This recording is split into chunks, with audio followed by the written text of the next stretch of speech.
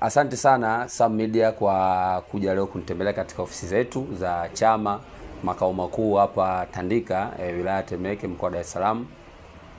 Mimi naitwa Yusuf Lai, ni mgombea ubunge wa jimbo la Temeke kupitia chama cha wakulima AFP.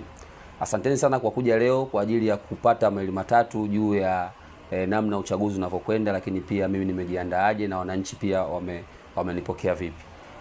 Kiufupi kwamba mimi ni mbunge wa Temeke ambaye kwa sasa ni mbunge ambaye anatajwa kama mbunge mwenye nguvu kubwa na ushawishi mkubwa sana katika jimbo la Temeke, kwa namna ambavyo nimejipambanua, namna ya kujenga hoja, lakini sera zangu zilivyo, ushawishi kwa watu wa makundi yote, vijana, wanawake, watu wenye ulemavu, wazee.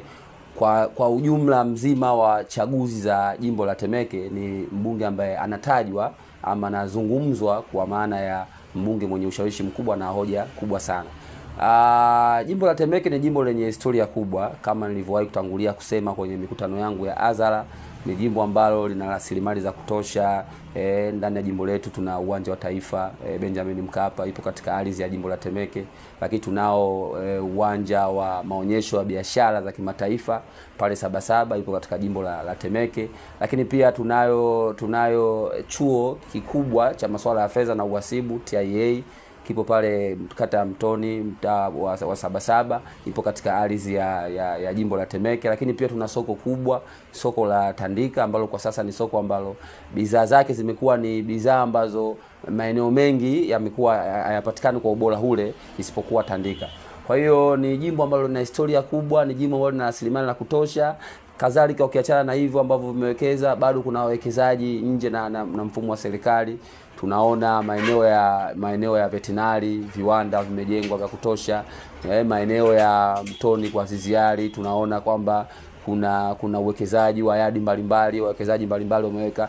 Ni jimbo ambalo ukilitaja, ukiliangalia, ukilitathmini, ukilitafuta, unaona ni jimbo ambalo lina rasilimali za kutosha, lina uwekezaji wa kutosha, na ni jimbo ambalo hatukupaswa kuwa na mazingira namna hii. Kwa hiyo mimi niliguswa kama kijana mwenye nguvu, kijana mwenye weledi wa kutosha, kijana ambaye nafahamu shida, matatizo, changamoto ya wilaya ya jimbo la Temeke. Nikaona ni kwa sababu nina nguvu, nina maarifa, nina uwezo, nina uzoefu wa kisiasa, nina uzoefu wa kiuongozi, nikasema hapana, ndugu zangu watu wa Temeke, hususan jimbo hili la Temeke, ni vyema sasa kijana wao niko tayari kwenda kusema, kuziomba changamoto ziondoke, kuomba fursa, kufikia maendeleo kulingana na aina ya rasilimali zilizokuwa katika jimbo la Temeke, aina ya uwekezaji uliokuwa ndani ya Temeke. Kwa hiyo ni mbunge ambaye natajwa kama mbunge ambaye nitaleta mageuzi makubwa sana ya kimaendeleo. Nimeeleza kwenye sera zangu kwamba tunazo changamoto za elimu katika miundombinu ya elimu mbalimbali katika shule zetu. Shule zimekuwa na wanafunzi wengi kwa sababu ya miundombinu mibovu iliyotengenezwa, au unaweza kusema miundombinu ambayo imepitwa na wakati. Leo tuna ardhi ambayo tayari Dar es Salaam ardhi yetu ishakuwa ndogo kulingana na population ya watu kuwa kubwa na ujenzi mbalimbali. Nikasema kwamba nikichaguliwa kuwa mbunge wa Jamhuri ya Muungano wa Tanzania kupitia chama changu na jimbo la Temeke, kwanza nitahakikisha kwamba napambania fursa za shule zetu kubadilishwa miundombinu yake kwa sababu ya wingi wa idadi ya watu, kwamba tunataka Temeke ambayo shule zake zitakwenda juu. Leo tunazo shule zile tunasema zile mabewa ya treni, bado zimekuwa hazitoshi, wanafunzi ni wengi, wanafika wanafunzi wengine wanaingia kwa shifti, wengine wanaingia mchana, wengine wanaingia asubuhi, wanafunzi darasa moja wanakaa wanafunzi zaidi ya 100.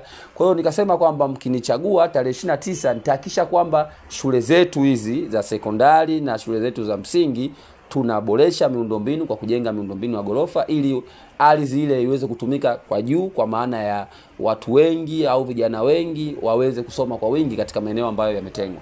Lakini nimeeleza kwenye swala la afya, tunazo shule za kata, tunazo hospitali za kata zimejengwa, lakini ukizitazama hospitali za kata hazikizi haja na mahitaji ya wananchi. Kwa mfano kata ya Mtoni wamejenga kituo cha afya au zahanati, wanasema si hospitali, pale maeneo ya Bustani opposite na stendi ya kwa Ziziari.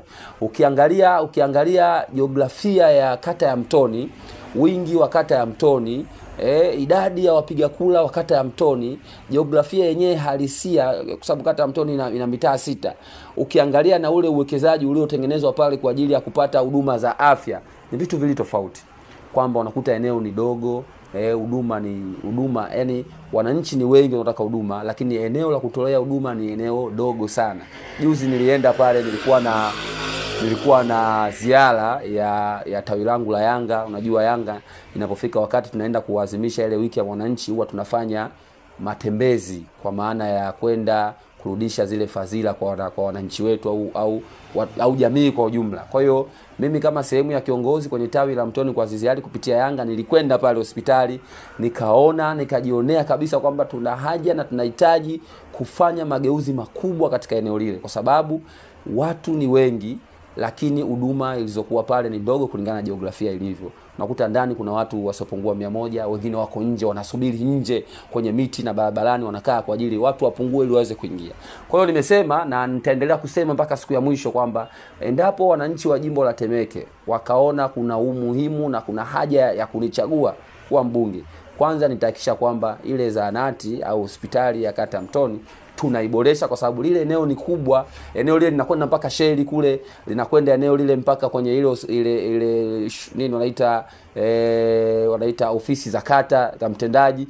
Tunaweza tukasema hii ofisi ya kata tukasogeza mbele ile eneo lile lote, tukaunganisha kwa maana ya kupata eneo kubwa, tukajenga kituo kizuri cha afya ambacho kitahudumia watu wengi sana. Lakini nimeeleza na naendelea kueleza kwamba bado kumekuwa na shida ya stendi. Leo Temeke tukiulizana au tukiwauliza wananchi wangu wa Temeke, ni ipi stendi yetu kubwa na bora ambayo tunajivunia kwamba jimbo la Temeke tuna stendi ambayo, kama vile unapoenda labda Makumbusho unaona stendi ya Makumbusho, unapoenda labda Kawe unaona stendi ya Kawe, unapoenda labda Mwenge unaona stendi ya Mwenge, Mbagala alikadhalika, Kariakoo. Yani stendi za namna kama hiyo kwenye jimbo la Temeke hamna. Sasa tunalo eneo kubwa la kutosha pale Temeke mwisho, na mimi nimewaahidi wananchi wangu endapo watanichagua kuwa mbunge, basi moja ya mambo ambayo nitaenda kuyafanya ni kuhakikisha kwamba eneo lile la Temeke ambalo ni eneo la serikali tutalibadilisha matumizi ambayo yanatumika sasa, na tutafanya eneo lile au tutatenga eneo lile kwa ajili ya kujenga kituo kikubwa cha daladala, kwa maana ya magari yanayokwenda Kariakoo, yanayokwenda Mbagala, yanayokwenda Buza na kadhalika. Utakuwa na kituo kikubwa pale. Kile kituo kitabeba daladala, kitabeba watu wa bodaboda, kitabeba watu wa Matoyo, watu wa Vilikuu watakuwepo pale, lakini mamalisho watakuwepo pale, vibanda vya Tigo Pesa vitakuwepo pale, wabeba mizigo watakuwepo pale. Kwa maana hiyo tutaongeza mfumo wa watu kupata pesa, watu kuzungusha uchumi wao wa kila siku, kwa maana shughuli zitakuwa zinaendelea, shughuli mbalimbali, lakini watu wanasafiri, wanaingia na kutoka. Lakini pia ile stendi tutaambatanisha na stendi kubwa ya mabasi yanayokwenda kusini, kwa sababu tunajua mabasi ya kwenda kusini, Ruvuma, Mtwara, Lindi, Kilwa, hapa katikati kote, Rufiji, tunajua kwamba stendi iko pale Temeke mwisho. Lakini kulingana na hadhi ya jimbo la Temeke, bado stendi ile imekosa hadhi kubwa na samani kwa maana ya mikoa ya kusini, lakini pia kuwepo katika jimbo la Temeke. Kwa hiyo nikasema kwamba stendi hii ya daladala tutaambatanisha na stendi ya mabasi yanayokwenda kusini, kwa maana mtu akiwa anataka kwenda Ruvuma, anataka kwenda Mtwara, anataka kwenda Lindi na kadhalika, afike pale, basi itakuwa ni mfumo ambao mabasi yanaingia na toka katika utaratibu, watu watakuwa wanafanya shughuli zao. Kwa maana hiyo mzunguko wa pesa utakuwepo katika jimbo letu la Temeke. Lakini nimewaahidi pia wananchi kwamba watakaponipa ridhaa tarehe 29 nikawa mbunge wa Jamhuri ya Muungano wa Tanzania kupitia chama changu cha wakulima jimbo hili la Temeke, tahakikisha kwamba kwenye kata hii ya Tandika, hii kata ya Tandika ni kata ambayo inachangia pesa nyingi sana kwenye serikali. Tuna soko lile la Kampochea, tuna soko lile la Tandika kule kwa maana mboga, lakini tuna soko la vitambaa. Sasa nimewaahidi na nitaendelea kuahidi kwamba nitakapokuwa mbunge katika jimbo la Temeke, kwanza tutahakikisha kwamba Tandika tunaboresha miundombinu yote, kwa sababu Tandika bado kuna maeneo barabara zake ni mbovu, bado kuna maeneo yana michanga. Kwa mfano kule ukiangalia mitaa kule ya Mabatini, maeneo yana michanga na nini, mavumbi. Ukenda kule maeneo ya Maguruwe unakuta ni vumbi, miundombinu ni mibovu. Kwa hiyo kwanza tutaboresha miundombinu ya Tandika ili Tandika ionekane ni kata ambayo iko smart kwa sababu kuna uwekezaji mkubwa, kuna soko kubwa ambalo tunalitegemea baadaye liwe soko la kimataifa. Kwa hiyo lazima kwanza tuboreshe miundombinu ambayo inaonekana, mifereji, kuweka taa barabarani, lakini pia barabara zenye viwango za zege au lami kwa ajili ya kuboresha thamani ya Tandika ili wawekezaji waweze kuvutiwa zaidi ili waweze kuja kuwekeza. Lakini pia kasema kwamba kwenye kata ya Tandika tutahakikisha kwamba tunaliboresha lile soko la Tandika linakuwa ni soko la kimataifa. Kwa sababu leo unaona ukihitaji vitambaa Dar es Salaam hii, watu wanatoka maeneo mbalimbali wanakuja Tandika kwa ajili ya kupata huduma vitambaa, lakini na huduma mbalimbali. Kwa hiyo tutaboresha lile soko, litakuwa soko la kimataifa.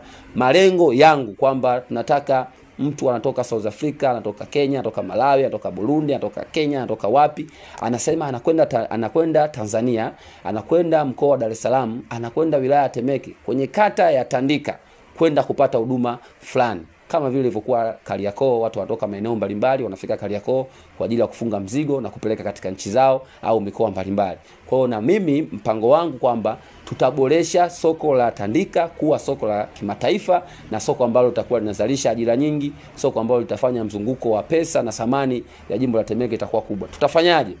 Tunaona ile Tandika imepitwa na barabara kubwa, barabara ambayo inakwenda Buza na maeneo mengine.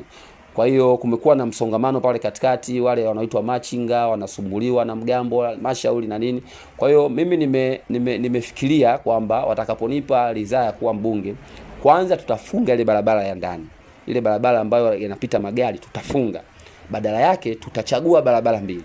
Aidha tutatumia barabara hii ambayo inatoka Majaribio inaingia hivi, kwa maana hapa ofisini kwetu inapita hii barabara ya uwanja wa bandari inakunja hivi inatokea Tandika pale inaondoka, kwa maana pale katikati isipite kwa ajili ya kubuguza wale wanaofanya biashara. Au itakuwa tunaingia Majaribio tunapita kule nyuma tunatokea Tandika kule sokoni, kwa maana soko la mboga kupita kile Double Kibini kutokea vile ndani pale Viskona na kuendelea mbele, ili kupisha watu ambao wanafanya biashara hapa katikati.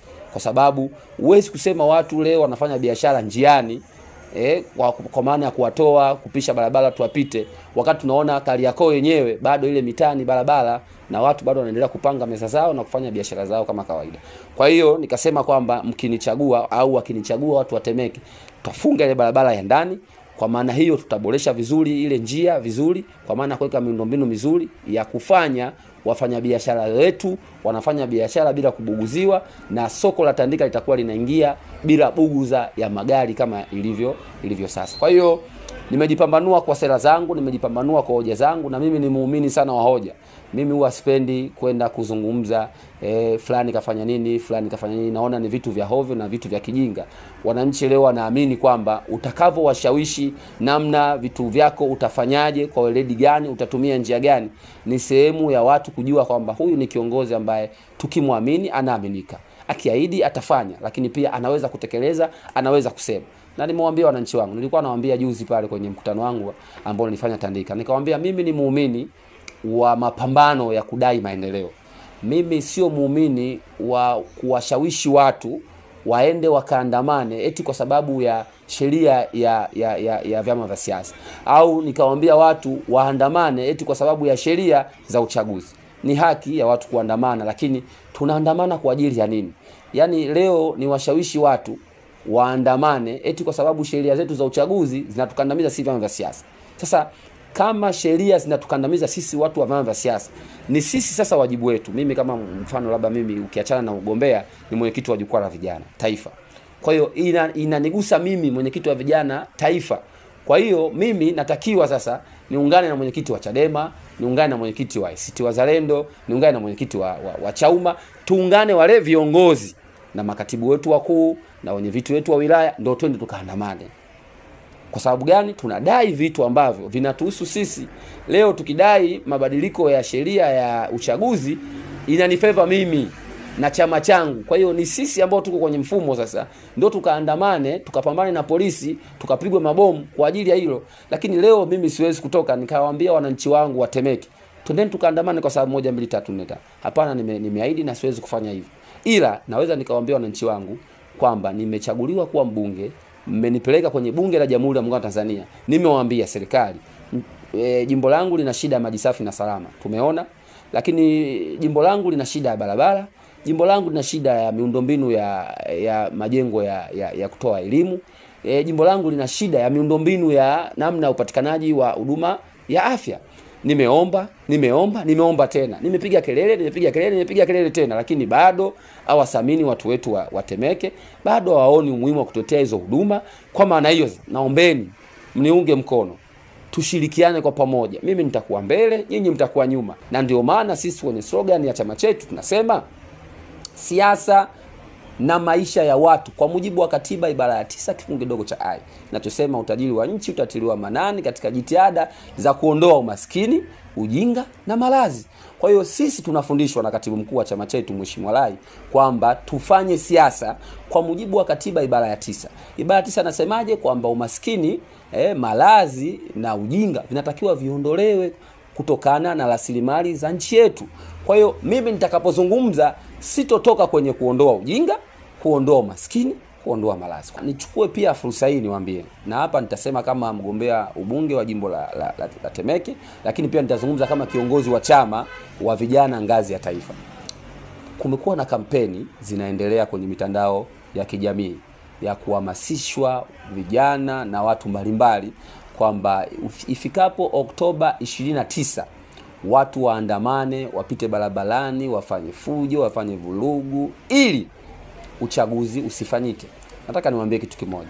Nataka nizungumze na watu wangu wa jimbo la Temeke, lakini nataka nizungumze pia na wananchi wote kwa ujumla, kwa maana nchi nzima. Amani ni tunu ya taifa. Leo ukitaka kujua umuhimu wa amani, faida ya amani, tutazame tu nchi zetu jirani. Tuangalie majirani zetu Kongo, namna ambavyo wanatembea na mabegi, wanatembea na magodoro, namna ambavyo amani imepotea kwa sababu ya vitu vya hovyo na vitu vya kijinga, vitu kama hivi. Tuangalie maeneo mbalimbali, angalia Gaza watu wanauliwa na Palestina na Israeli. Angalia maeneo mbalimbali ambayo machafuko yamekuwa ni makubwa, nchi hazitawaliki kwa sababu ya kutokuwa na amani. Sisi tunashukuru Mungu waliotangulia kabla yetu, walioitawala nchi hii kwa maana ya Mwalimu Julius Kambarage Nyerere na viongozi wengine waandamizi, kwamba walipambana kuhakikisha kwamba tunapata uhuru kutoka kwa koloni, lakini pia uhuru huo tutautumia sisi kwa maslahi yetu na kutunza ile amani tunayoitaka sisi wenyewe. Leo tukiingia kwenye barabara tukahamasisha watu waandamane, ikatokea vurugu kubwa, watu watauliwa, watu watavunjwa miguu, mwisho wa siku maisha yatakuwa mabaya, tutaanza kuhama kutoka sehemu moja kwenda sehemu nyingine, tukatafuta kambi za wakimbizi, kitu ambacho sio sawa sawa. Sasa nitumie fursa hii kuambia watu wangu wa Temeke. Mtu yoyote mwenye akili timamu, kuandamana ni haki ya kikatiba, imetajwa kikatiba, lakini unaandamana kwa mujibu wa sheria. Utaomba maombi ya kuandamana, unataka kuandamana kwa ajili ya lengo gani, utaeleza malengo yako, lakini utaeleza maandamano yako yanaanzia wapi, yanaishia wapi, si ndio?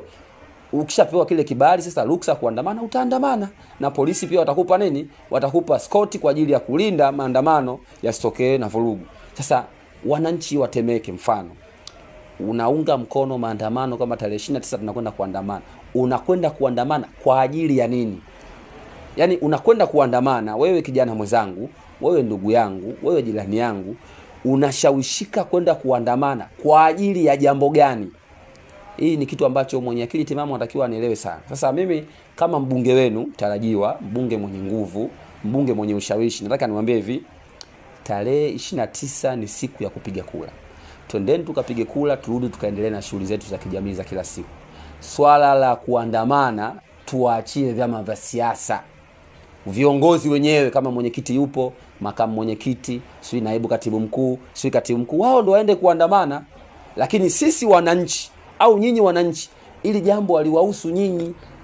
Ili jambo linahusu watu wa vyama vya siasa. Kwa hiyo watu wangu wa Temeke, tusikubali kuingia kwenye mtego wa hovyo, mtego wa kijinga kabisa huu wa kwenda kukubali kuandamana, kwa sababu madhara kuandamana, polisi watafanya shughuli yao, kwa sababu utakuwa wewe umekatazwa, wewe umelazimisha kufanya. Na kama wewe umelazimisha kufanya, unategemea jeshi la polisi ambalo kazi yao ni kuzuia zisitokee vurugu, watafanya nini juu yako? Hivi leo tuchukulie tu mfano, Sam Media tuchukulie mfano kwamba wewe unadharau jeshi la polisi. Jeshi la polisi wanalipwa pesa nyingi kwa ajili ya raia na mali zake, yani kulinda raia na mali zake.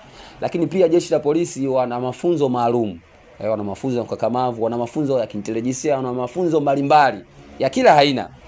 Wewe unatengeneza dharau kwa jeshi la polisi, unaambiwa usifanye, wewe unafanya, unategemea inakuwaje? Hivi kwa mfano tuchukulie tu mfano, mtu anakuja kwako anakudharau au mtu anakukejeli kwenye kazi yako, wewe unategemea utafanya reaction gani?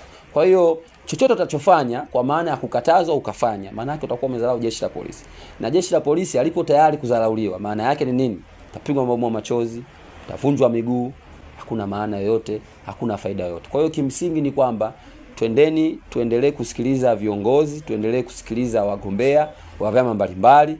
Tarehe 29 ni siku ya kupiga kura, sio siku ya kuandamana.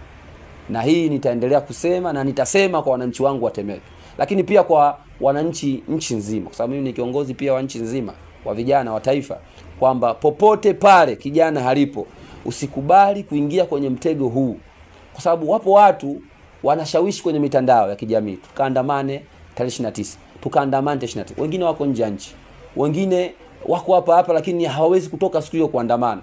Wanashawishi watoto wa maskini tutoke tukaandamane, tupigwe, tuvunjwe miguu, tuuliwe, tunyanyaswe, kitu ambacho wenzetu nchi kichafuka wana passport za kwenda Ulaya kupumzika. Si hatuna ndugu Ulaya, hatuna marafiki Ulaya, hatuna majamaa Ulaya. Manake kikichafuka hapa tutabaki hapa, tutaumia hapa, tutakufa hapa. Hatuna sema kukimbilia. Kwa hiyo ni wasii sana wananchi wa jimbo la Temeke, ni wasii sana wananchi wote kwa ujumla kwamba tarehe 29 ni kazi moja tu, kwenda kuiondoa CCM madarakani. Na ili tuiondoe CCM madarakani ni kupiga kura za wingi zaidi kwa vyama ambavyo vipo vinaomba nafasi kwenye ubunge, kwenye udiwani na kwenye urais. Mimi na sera yangu nasema kila siku, sio lazima mimi mnichague. Inawezekana mimi sera zangu zikawa hazitoshi kwa wananchi, sera zangu zikawa hazina faida kwa wananchi kwa wakati husika, mkasema kwamba unachokiongea, unachokiomba, unachokihubiri hakina maana yoyote. Kwa hiyo hatuoni wewe umuhimu wa kukuchagua.